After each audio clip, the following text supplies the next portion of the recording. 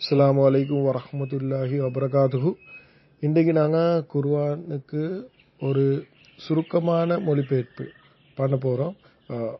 அப்படின்னு சொன்னால் இது நாங்கள் ஏன் பண்ணுறோம் என்று சொன்னால், இந்த மொழிபெயர்ப்பு இந்த நோக்கம் சில நேரத்துக்கு நீங்கள் மொழிபெயர்ப்பு வாசித்து தான் இருப்பீங்க.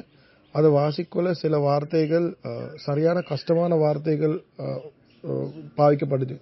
அப்போ உங்களுக்கு அதை விலைக்குள்ள சரி கஷ்டமாயிருக்கும். இந்த மொழிபெயர்ப்பில் நாங்கள் எவ்வளோ லேசான வார்த்தைகள் பாவிக்கலுமோ, நாங்கள் அண்ட நாளைக்கு என்னென்ன வார்த்தையில் பேசிக்கொள்கிறோமோ, இந்த குர்ஆன்ன்றது ரப் எங்களோட பேசுகிறான்.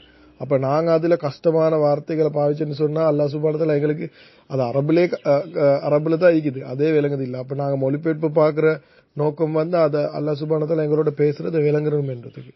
ஆனால் அதிலே கஷ்டமான வார்த்தை பாதிச்சா அதுவும் விளங்காது. அப்படி இல்லாட்டி நீங்கள் தமிழில் எம்பிஏ ஒன்று செஞ்சுக்கணும் தமிழ் மொழியில், அப்போ தான் அது விளங்கும். இல்லாட்டி டிகிரி ஒன்று பண்ணிக்கணும். அப்படி இல்லாமல் நாங்கள் பார்க்குறது வேண்டிய ஒருத்தருக்கு, தமிழே அவ்வளோ தெரியாத ஒருத்தருக்கும் லேசாக விளங்குறதுக்கு தான் இன்ஷா அல்லாஹ் நாங்கள் அதை என்னென்ன வார்த்தைகள் பாவிக்கலும் என்று பார்த்து அதை வார்த்தைகளை நாங்கள் பாவிச்சு தான் இதை மொழிபெயர்ப்பு பண்ண போகிறோம். அப்போ உங்களுக்கு தமிழ் அவ்வளோ விளங்காட்டியும், தமிழ் கொஞ்சம் விளங்கினாலும் பிரச்சனை இல்லை. அதை என்ன கம்யூனிகேட் பண்ணுறது, என்ன அதை வசனத்தில் குர்ஆன் வசனத்தில் சொல்லிக்கிறன்றது அது இன்ஷா அல்லாஹ் விளங்கும். ரெண்டாவது இதில் நோக்கம் என்னன்னு சொன்னால், நீங்கள் மொழிபெயர்ப்பு வாசிக்கொள்ள உங்களுக்கு அரபு வார்த்தையோட டிரெக்டாகவே தமிழ் வார்த்தை விளங்காது. உதாரணத்துக்கு அல்ஹம்துலில்லாஹி ரப்பில் ஆலமீன் அதில் தொடங்கினா அல்ஹம்து என்ற எண்ணெய், லில்லாஹி என்ற எண்ணெய், ரப் என்ன எண்ணெய், ஆலமீன் என்ற எண்ணெய், அப்படி உங்களுக்கு வேற அதில் சொல்லிக்காது. ஆனால் எங்கட சுருக்கமான மொழிபெயர்ப்பில் இன்ஷா அல்லாஹ் நாங்கள் அதை வேறையா சொல்லுவோம்.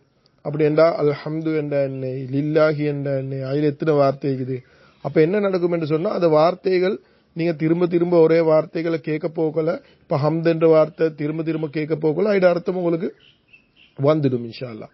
அது எங்கட ரெண்டாவது நோக்கம். ஆனால் மொழிபெயர்ப்பில் உங்களுக்கு அது ஏலாம். ஏன்னா மொழிபெயர்ப்பில் ஒவ்வொரு வார்த்தைக்கு மொழிபெயர்ப்பு செய்ய மாட்டாங்களே. ஸோ அது சுற்றியும் அது உங்களுக்கு அது வராது. அப்போ இதில் என்ன பிரயோஜனம் இருக்குதுன்னு சொன்னால், இன்ஷா அல்லாஹ் நீங்கள் இதை வார்த்தைகளை கொஞ்சம் விளங்கிட்டேன்னு சொன்னால், நீங்கள் தொலை போகல உங்களுக்கு அதை தக்பீரை கெட்டி தொழுகிற நேரத்தில், அதை சூறாக்கள் ஓதுற நேரத்தில் அதோட அர்த்தங்கள் விளங்குறதுக்கு தொடங்கும்.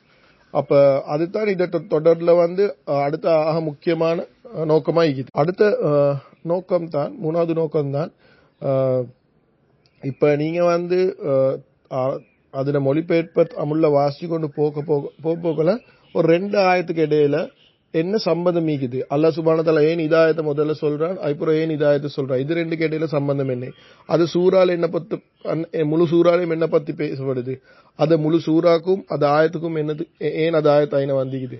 இத மாதிரி சில நுணுக்கமான விஷயங்கள் உங்களுக்கு தமிழ் மொழிபெயர்ப்பு பார்க்கல உங்களுக்கு அது அவ்வளவுக்கு விளங்காது.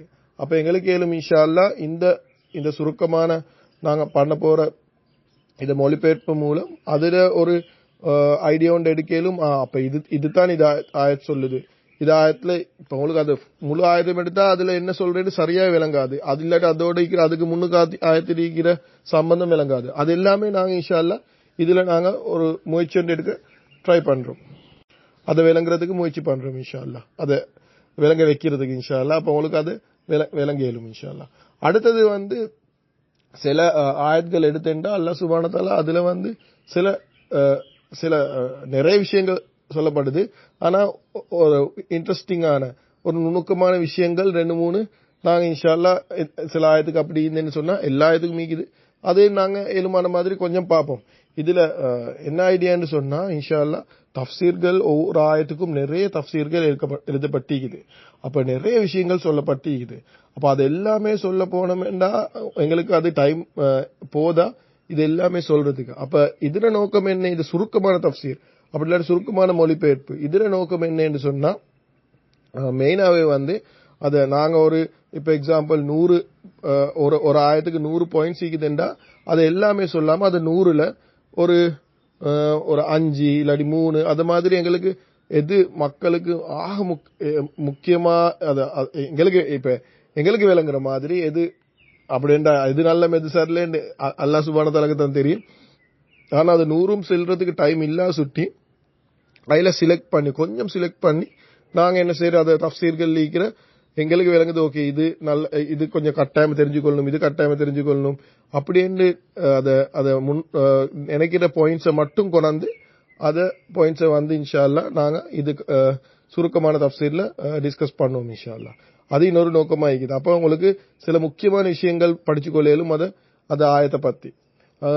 ஆனா வந்து எங்கட இன்னொரு இது முடிஞ்சிட்டு முழு குர்ஆனையும் இதை சுருக்கமான தஃப்சீரை முடிச்சிட்டு இன்ஷா அல்லாஹ் நாங்க ஒரு டீப் தஃப்சீர் ஒன்று பண்ணிக்கிறோம்.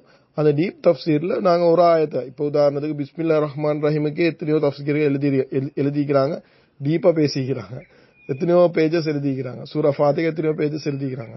அப்ப அந்த மாதிரி விஷயங்கள் எங்க டீப் தஃப்சீர் சீரியஸ்ல நாங்க இன்ஷா அல்லாஹ் ஃபுல் டீப்பா கதைப்போம். அது வந்து இதுக்கு போறோம் இன்ஷா அல்லாஹ். அப்படி என்ன இப்ப நாங்க பண்ண போறது சுருக்கமான தஃப்சீர். ஏன்னா மிச்ச பேருக்கு டைம் இருக்காது இதை பாக்குறதுக்கு. அப்ப எப்ப எங்க டீப் தஃப்சீர் பாக்குறதுக்கு டைம் இருக்க போகுது. சோ அப்ப யாருக்கு சரி இது சுருக்கமான தஃப்சீரை முடிச்ச போறோம், அதுக்கப்புறம் இன்ஷா அல்லாஹ் அவங்களுக்கு டீப் தஃப்சீரை பண்ணிடும். நாங்களும் இன்ஷா அல்லாஹ் முதல்ல இதை தஃப்சீரை முடிச்ச போறோம், அதுக்கப்புறம் இன்ஷா அல்லாஹ் டீப் தஃப்சீரை பண்ணுவோம் இன்ஷா அல்லாஹ். அது வந்து நாலாவது அது நுணுக்கமான இன்ட்ரெஸ்டிங்கான விஷயங்கள். அதை நாங்க இது தெரிஞ்சு கொள்ளா மிச்சம் நல்லமென்னு நினைக்கிற விஷயங்களை நாங்க இன்ஷா அல்லாஹ் அதுவரையும் நாங்க முசாக்கரா டிஸ்கஸ் பண்ணப்படுது இன்ஷா அல்லாஹ். அடுத்த விஷயம், முக்கியமான விஷயம் என்ன என்று சொன்னா, சில விஷயங்கள் அரபுல ஈக்கும், அதை வந்து உங்களுக்கு தமிழ்ல இல்லாட்டி வேறொரு மொழியில சரியா எடுத்து சொல்றது, ஒரு எழுதி சொல்றது சரியான கஷ்டம். ஏண்டா சில நேரத்துக்கு ஒரே விஷயத்துக்கு 2-3 அர்த்தங்கள் தஃப்சீர் ஆலிம்கள் சொல்லிப்பாங்க. அப்படின்னா இதை இப்படியும் அர்த்தம் எடுக்கலும் அப்படியும் அர்த்தம் எடுக்கலும், அது உங்களுக்கு தஃப்சீர்ல படிக்க கஷ்டம். அப்படி இல்லாட்டி அதை ஒரே விஷயத்த வேற ஆங்கிள் பார்க்கலும், அதே விஷயங்களும் உங்களுக்கு மொழிபெயர்ப்புல எடுக்கிற கஷ்டம். தஃப்சீர்ல 2-3 இல்லாட்டி ஒரு 10 தஃப்சீர் பார்த்தா உங்களுக்கு விளங்கும், ஆனா மொழிபெயர்ப்புல எடுக்கிறே கஷ்டம். அப்ப அதையும் நாங்க என்ன செஞ்சுக்குது, இது அரபுல ஈக்கிறத அது அரபுவோட, அது ஏன் அரபுல அப்படி வருது என்ற விஷயத்தோட நாங்க உங்களுக்கு சொல்லித்தர ட்ரை பண்றோம் இன்ஷா அல்லாஹ். இது இப்படித்தான் எங்கட அரபிக் கோர்ஸ் ஒன்று மீக்குது, குர்ஆனிக் அரபிக் கோர்ஸ் உண்டு. அது படிச்சுட்டு வந்தேன்டா மிச்சம் நல்லா. ஆனா நிறைய பேருக்கு அதை படிக்க டைம் இல்லை. அது சின்னொரு கோர்ஸ் தான், அது ஒரு 30 நாள் கோர்ஸ் தான். அதை நீங்க சரியா படிச்சீங்கன்னு சொன்னா 30 நாள்ல உங்களுக்கு அதை இலக்கினம் குர்ஆன் இலக்கினம் படிச்சு அதை விளங்கியலும் இன்ஷா அல்லாஹ். அப்படி செய்யறாக்களுக்கு அது நல்ல.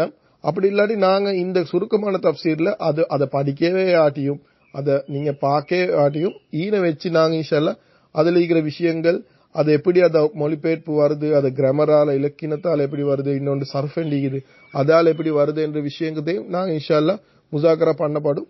அப்படி பண்ண போகல இன்ஷா அல்லாஹ் என்ன நடக்கும்னு சொன்னா, அது அரபுல இருக்கிற அதை பசந்து தமிழ்ல கொஞ்சம் கொண்டாட ட்ரை பண்றேன். அது டீப் தஃப்சீர்ல சரியாவே பண்ணேலும், ஆனா இங்க சுருக்கமான தஃப்சீர்லயும் அது அரபுல ஈக்கிற குர்ஆன் பசந்து நாங்க இன்ஷா அல்லாஹ் தமிழ்ல கொண்டாட ட்ரை பண்றேன். சோ இத மாதிரி விஷயங்கள் தான் இதுல ஆக முக்கியமான நோக்கமா இருக்குது. இந்த மாதிரி நிறைய விஷயங்கள் ஈக்குது. ஆனா உங்களுக்கு நான் சில ஒரு 5 விஷயம் மட்டும்தான் என்ன சொல்லிக்கிறேன். ஏண்டா நாங்க எப்படி சூறாக்கும் சுருக்கமா சொல்றோமோ அது மாதிரி இன்ட்ரோடக்ஷனும் சுருக்கமா வச்சுக்குது.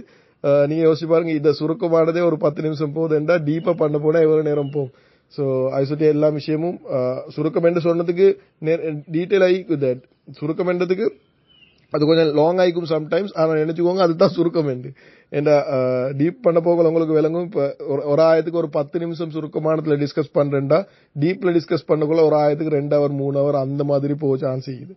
சோ அதுதான் வித்தியாசம். அது சுற்றி விஷயம் நீங்க நினைக்கலாம் என்ன சுருக்கமான தஃப்சீர் நிறைய நேரம் பண்றீங்க, இல்ல அது டைம் போகுது என்ன, அது சுருக்கமா பண்ணித்தான். அதை டீப்பா பண்ண போனா அதை விட போகும் இன்ஷா அல்லாஹ். சரி, அதுக்கு அப்புறம் முக்கியமான விஷயம் தான் இதுல படிச்சு சும்மைக்கிறது இல்ல, இதை படிக்கிற ஒவ்வொரு விஷயமும். ஏன்னா குர்ஆனை படிக்கிறது நாங்க எங்களோட வாழ்க்கையில எடுக்கிறதுக்கு. சோ அதுதான் நபி ஸல்லல்லாஹு அலைஹி வஸல்லம் அவங்க எங்களுக்கு சொல்லி தந்தாங்க, குர்ஆனை படிச்சு அது எங்களோட வாழ்க்கையில எடுக்கிறதுக்கு.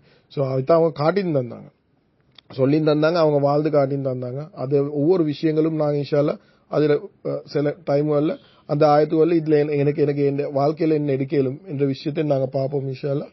அதை எடுக்கிற அதுக்கு பிறகு இன்ஷா அல்லாஹ் அடுத்த ஆகப்பெரிய நோக்கம்தான் இது முழு குர்ஆனையும் இழிக்கிற விஷயங்களும் முழு உம்மத்துக்கும். அப்படி என்றா எல்லாருக்கும் முழு உலகத்தில் இருக்கிற அத்தனை மனிதருக்கும் இதை எத்தி வைக்கிறதும் எங்கட பொறுப்பாயிக்குது. இந்த குர்ஆன்ல இருக்கிற விஷயங்கள் முழு உம்மத்துக்கும் முழு மனித சமுதாயத்துக்கும் சொல்லிக் கொடுக்கறதும் எங்களோட பொறுப்பாகுது.